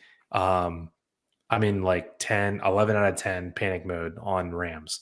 And I know Kyron, they have no choice but to lean on Kyron. I just don't know what they're going to do. Like, I literally think they're like a 13 to 17 point offense. Like, I don't know I don't know how they're going to score, to be honest, because it's Demarcus gonna be Robinson Kyron. That's what I was with what saying. with I what O don't know. line? Yeah. I doesn't matter. Doesn't matter. It's gonna be Kyron. I still like Kyron a little better, but I get the trade. I'm okay with it. I know you love ETN. Yeah. Uh, Donnie, yeah, thank you as well. And I appreciate the subscribe. Thanks for hanging out with us. We will do this again next week. Try to stop by. Talk to you then. Next question. Should I do Pittman for Puka? No. You take the player that's yeah, playing. Yeah. yeah. We just don't know. We don't know Puka's return timeline. If it was like 4 weeks and you're not starting Pittman, I'd be okay with it. But we don't really know with Puka, and it sucks because Puka's super talented, and normally we would say yes, but here, yeah, keep Pittman. Yeah. It's just not worth it. Yeah. I mean, even if they're both healthy, Puka's better, but only marginally, right? I mean, you Yeah. definitely take the healthy player. So, what's the saying? Don't seek injuries; injuries will find you. Hunter, thanks for stopping by, man. Appreciate the question. Hope you're all having a good night. I was wondering if Thielen is droppable. Wait 1 week. Yeah, let's see what the Andy Dalton show has to say. But that being said, would you rather take like Carson Steele or Adam Thielen? You know? Steal. Yeah, see, I think so too. That's what I was thinking. I'm just trying to think of like other guys on the waiver wire you'd be dropping Thielen for. So Quentin Johnston or Adam Yeah. Thielen? So yeah, I mean, yeah. So like this question is loaded, right? I mean, is he droppable? I don't know. You tell me. Like, tell me who's. It just depends on your league. It depends on your Yeah. league, but who's there. But that's why I would do like a quick guys I would take over him. Quentin Johnson, I'd take over him. Carson Steele, I'd take over him. And then I think it'd be a toss up. I'd be thinking about it with like Tolbert, maybe just because of the giant share, just percentage he got of like the share in that offense this last week was impressive to me. And it's a much better offense than Carolina. So I'd think about it with Tolbert. But I understand Thielen had a great year last year, and Carolina, we'll see what happens with the Andy Dalton offense. It can't get worse. Exactly. Yeah. I would say I would tend to want to wait 1 week, but if any of the players we just mentioned are on the waiver wire, especially like a high upside, like handcuff type running back, like a Braylon Allen, Bucky Irving, anyone like that, I want to have them over Adam Thielen, like Yeah, 100 times out of 100. I agree. Yeah. So thanks for the question, Hunter. Please like the video, subscribe to the channel. We do this every Tuesday. Hope to see you next week. If you have another question for us tonight, drop it. You guys are Thanks, preaching Donnie. right now. I'm gonna chill till the stream's over. You know what, Donnie? I'm gonna chill till the stream's over too. Let's go. And then, yeah. Oh, yeah. Thanks, Eddie. Yeah. Yeah, appreciate it. All right. He said, I traded Thielen because he had 30-point game with Dalton last year, small sample size, but still. Okay. That's why I said I would like to see Yeah, 1 week let's of see what Thielen. Like happens. that's Yeah, I'm not dying to get rid of Adam Thielen right now. no, I agree. Let's see what happens. Yeah, Chargers, they get the Steelers, so I think the Chargers is a good start this week. I probably like Vegas a little better, and if Tampa happens to be out there, grab them. But like Chargers or Cincy, I think that's a toss up. I would go either way there. So yeah, pretty reputable rankings here.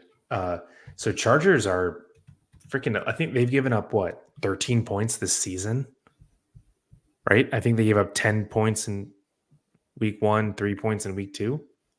Their defense is looking great. And Yep. so yeah, I think they're a good defense with a great matchup. So yes, very good start this week.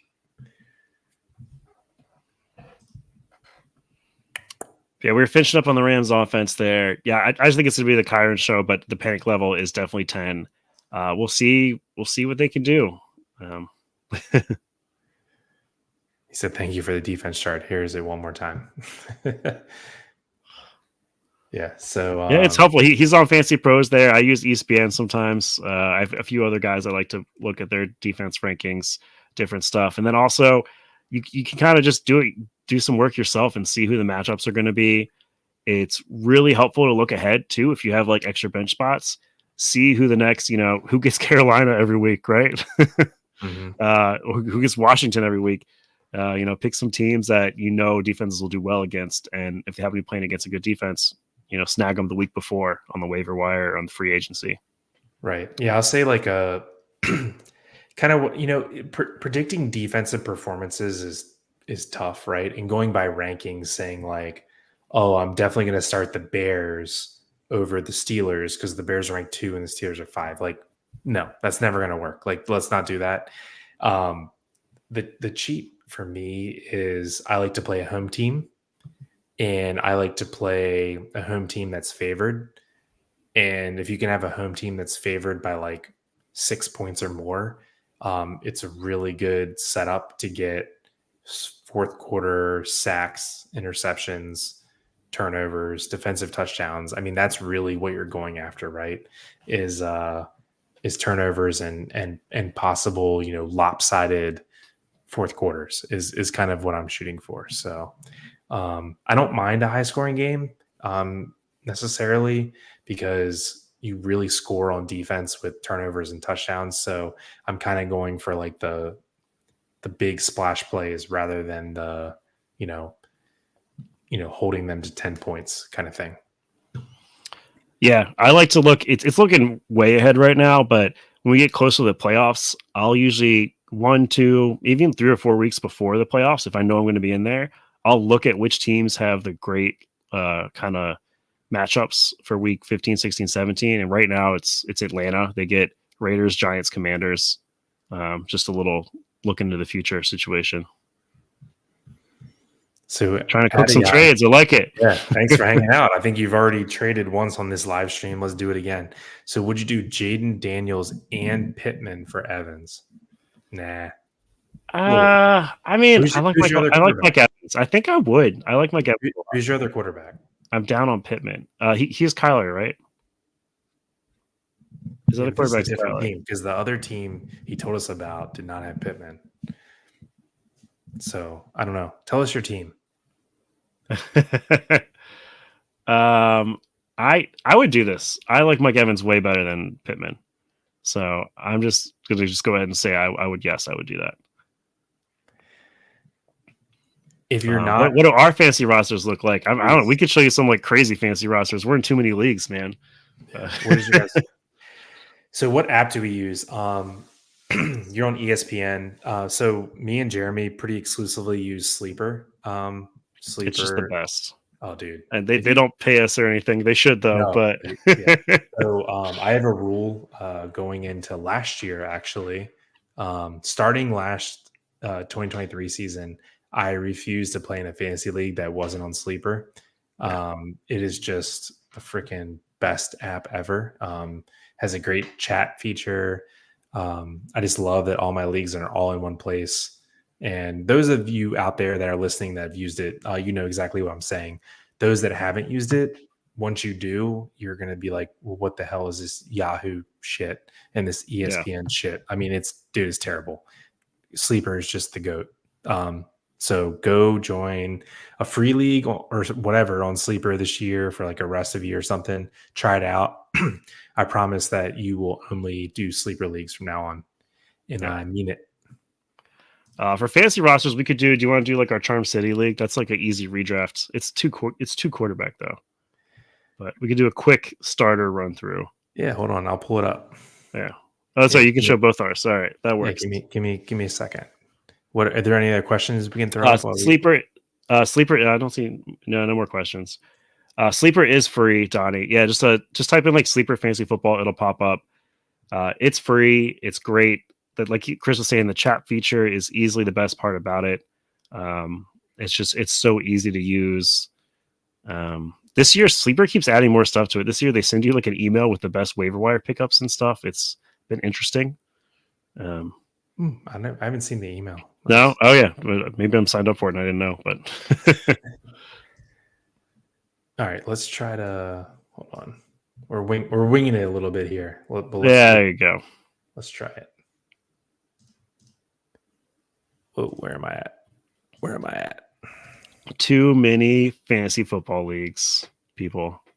That's what happens when you become an addict like us, just fantasy football degenerates. You get to too many of these guys. Yeah, so this is a league that Jeremy and I are in together, so you can kind of see the type of teams that we build. So this is a league that's probably been going on for like 15 years ish. Yeah, about that. Maybe longer. 17 years. 17, yeah, we're at 17 years. Yeah. 17 years. So this is in Sleeper. The app on the phone is freaking elite. The online is just okay. Yeah, it's true. So this some people have problems with the computer, doing it on the computer. They prefer it on the computer, and the Sleeper app is just so much better on the phone. Yeah, for sure. So this is my team. This is a 10 team, half PPR, and we start 2 QBs since it's only 10 team, and we have 2 running backs, 3 wide receivers, and 3 flexes. So pretty deep situation here. So quarterbacks are obviously a little bit more important than usual. So I like my team a lot in this league. Drafted Josh Allen. Baker Mayfield was not intended to be my QB2, but he is. Geno Smith I have as well. So I have a nice little rotation going there. So I got Jahmyr Gibbs. I had Kenneth Walker, who's out, but I also drafted Zach Charbonnet. So that worked out this week. Trey McBride, top 3 tight end. Marvin Harrison went off. Jameson Williams going off. Brandon Ayuk will be just fine. J.K. Dobbins is a beast. Gibbs. Yeah, I don't know how I'm going to lose this league. Am I in first place? I got it. We'll take a quick question, though, if you want to hit Camden there. Yeah, we'll do. I also have Jaden Reed. Damn, I'm freaking dunking on people in this one. So he's got Richardson, Gibbs, Dobbins, Ramondre, Chase, Nico, Waddle, McBride. What value for J.K. Dobbins? So J.K. Dobbins straight up. I'm kind of looking at guys I have kind of around him. Jameson Williams, actually, I like for Detroit. I think we could see a blow up season from him coming in. Another thing you could do with the Miami uncertainty, you could try to tier up from Waddle, and you could try to kind of combine J.K. Dobbins and Waddle, go after a higher target wide receiver like maybe Devontae Smith.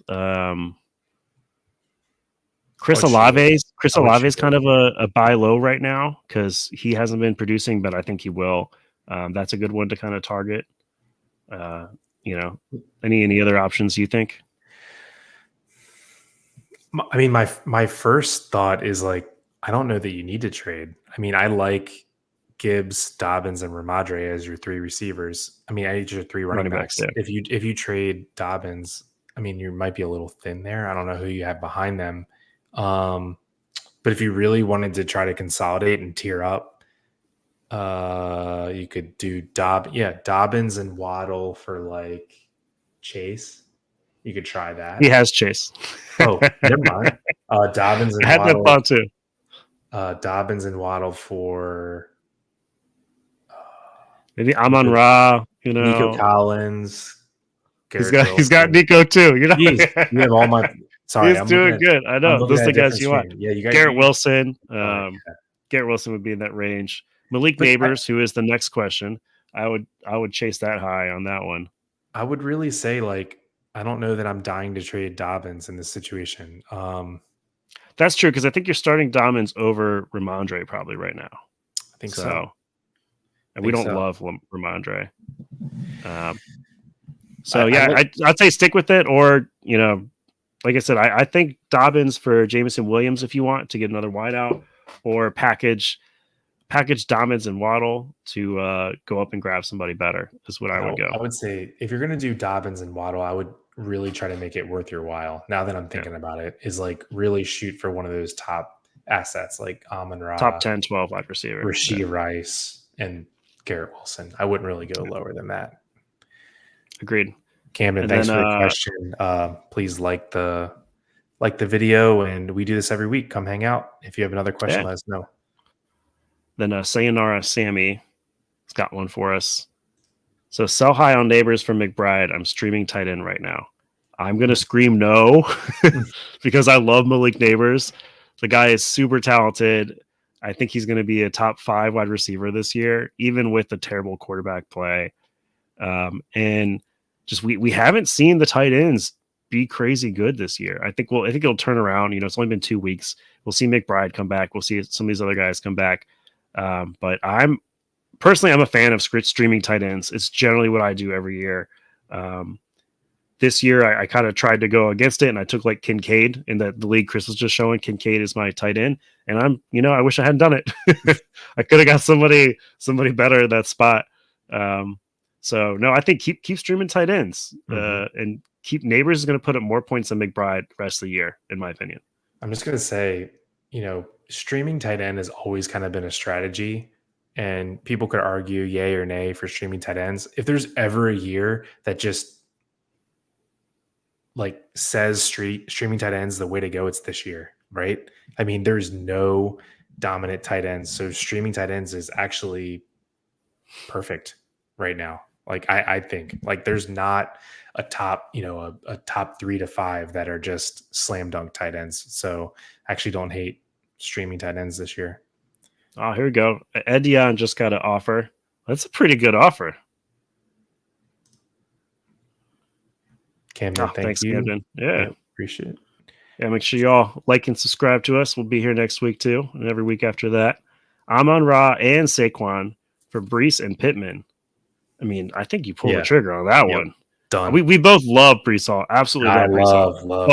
Love Brees Hall. Yeah. Saquon looks legit, and Amon-Ra is a giant upgrade from Pittman. That's an easy yes. Yeah. Yep. Amon-Ra side for sure. You definitely want the Amon-Ra Saquon side of that equation all day. I'm a Cardinals fan. I love Trey. I drafted him knowing everyone was going to sleep on him in my leagues. Yeah, man. Yeah, maybe last year he'd be slept on. This year he wasn't slept on. I mean, he was kind of like top. He was slept on a little bit. A lot of leagues he went later than I thought he was gonna.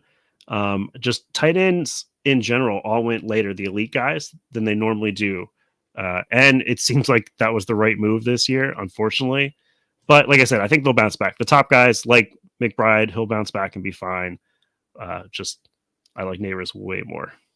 So Donnie said, don't trade Brees. Dude, but Saquon, though, he's still getting Saquon, which is very close to Brees. I know he's not Brees, but he's as close as you can get to Brees, pretty much. And then you get an upgrade from Pittman to Amon-Ra St. Brown. There's not too many people you like better than Amon-Ra St. Brown right now. Yeah, so let's, I gotta say, let's show our thought process here, right? So giving up Brees Hall, which we all agree, locked and loaded, top 3 running back rest of the year, but you're getting Saquon, who's in the same tier, right? So in return, you're getting Amon-Ra, probably top 3 to 5 wide receiver rest of season, and you're only giving up Pittman, who's ranked number 20. So minor trade-off in running back land to get an elite wide receiver asset over Pittman, who's not had a good year so far. So, trust me, we both love Brees Hall, Smash, except but it's still the right trade to make. He said he missed the Saquon part. Yeah, don't want to miss that part. It's a good part. I have Pacheco too. Okay, nice. Who are we streaming this week at tight end? Saying RSS. Hunter Henry's a top option. We talked about the Rams earlier. We did not talk about Colby Parkinson, who didn't have a great game this week, but with the top 2 receiving options down, he's a great streaming option. Trying to think who else off the top of my head right now. We talked about Gesicki. He could be available still out there. The Bengals aren't going. We don't think they're going to have T this week, probably. Hunter Henry. I honestly, the Commanders, Zach Ertz, he's getting a bunch of targets. If you're desperate, he's a good play. I mean, I think Hunter Henry is my number one pickup if he's available. After the week he had this year, this week, what do you have? 8 or 9 catches. Mm-hmm. So, streaming wise, Hunter Henry, Gesicki, Parkinson. That's probably it. I'm trying to think if there's anyone deeper. If Ferguson is still out, you could take Schoonmaker from Dallas. Yeah, true. That's all. That's as deep as you would need to go. So you're getting someone out of those guys. Oh, and then also check if somebody on your team did not pick up Hawkinson, take and stash Hawkinson because he'll come back eventually, and then you've got an every week starter.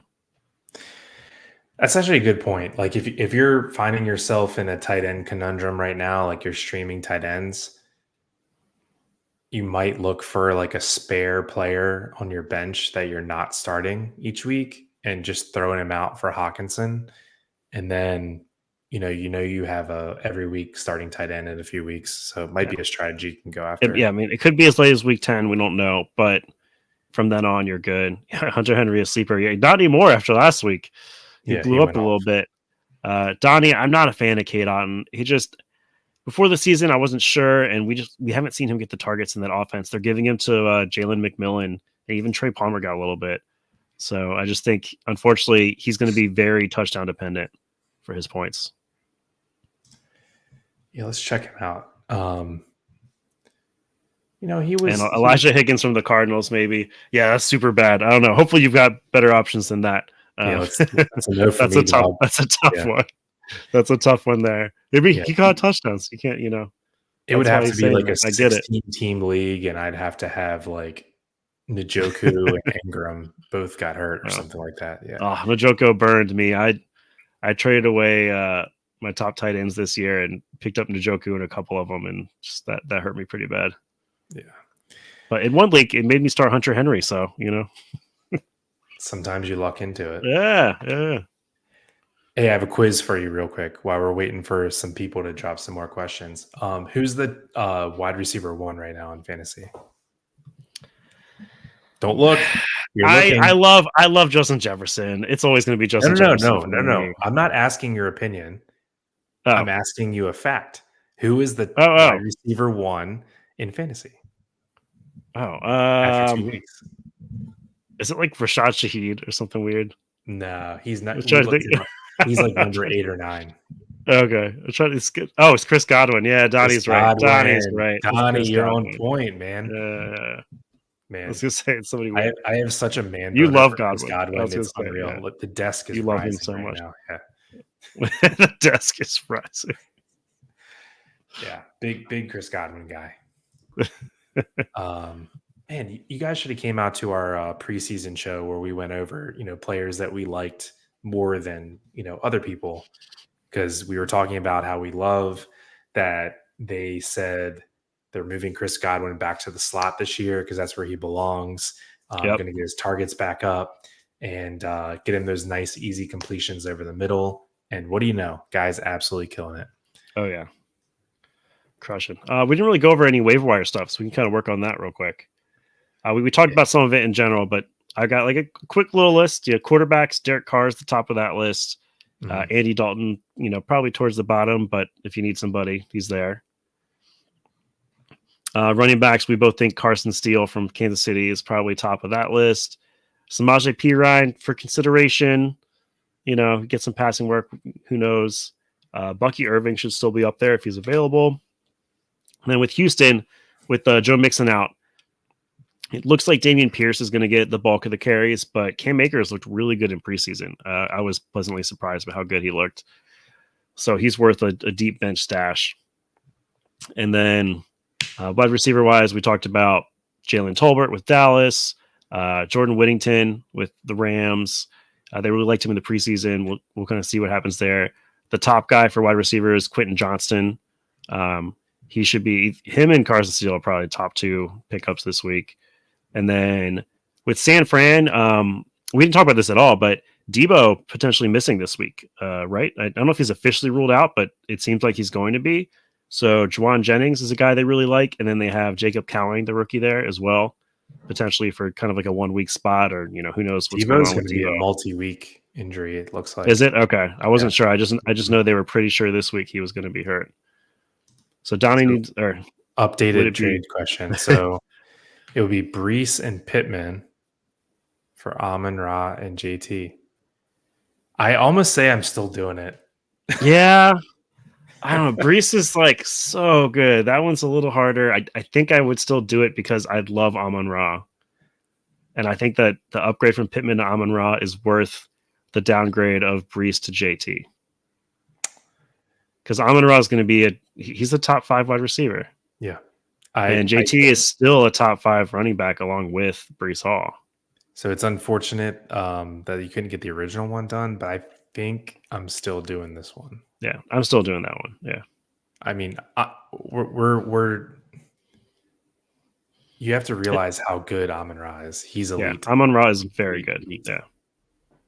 I took Amon Ra over Brees in mini drafts, actually. Yeah. Which might have been a mistake. Who knows? But they're very close, I think, in value. Need a flex. I won't have to start Thielen, and Keenan Allen is hurt. Who should I go after on the waiver wire? Jalen Naylor. So first, Donnie, is Quentin Johnson available? Because grab him before you grab Naylor.